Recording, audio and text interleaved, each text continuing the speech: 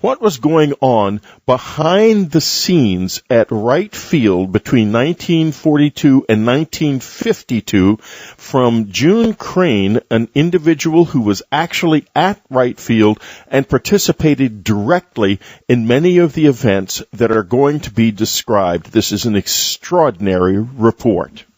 Thank you, Whitley. This is a story about 1942 to 52, actually before the 1947 crashes in New Mexico, but certainly goes to the heart of what our government might have retrieved from New Mexico. I heard about this in early November 2009 in Las Vegas at Ryan Wood's UFO Crash Conference, where a former police detective shared a tape-recorded interview he did on June 27, 1997, with a then 72-year-old woman who had worked as a secretary for the War Department at Wright Field, Ohio from 1942 until 1952.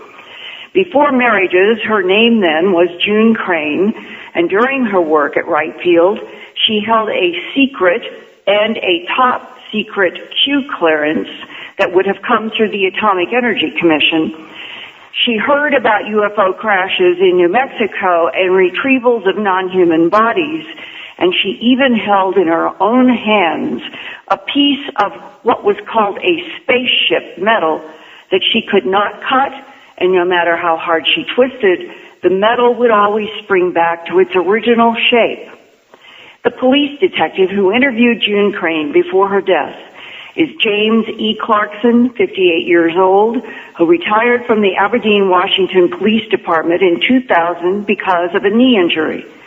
Now Jim Clarkson investigates for a Washington state agency in the field of administrative law and is chief investigator for Washington State MUFON.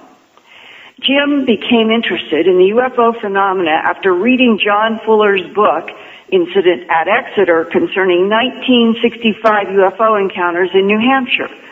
Then, after he heard about the November 1986 Japanese airline pilot's report of a huge unidentified flying object over Alaska and radar confirmation by Anchorage Air Traffic Control, Jim Clarkson began to read and study more about the mystery. That led to his preparing programs about the UFO phenomena for public libraries, including one in 1993 when he first met June Crane, then June Cava, after a second marriage.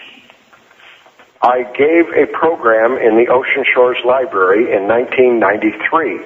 And there were probably 40 some odd people there.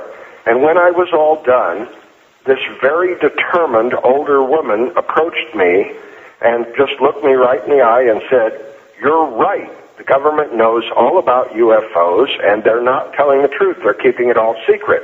And I said, "Well, how do you know this?" And she said, "I can't tell you." And I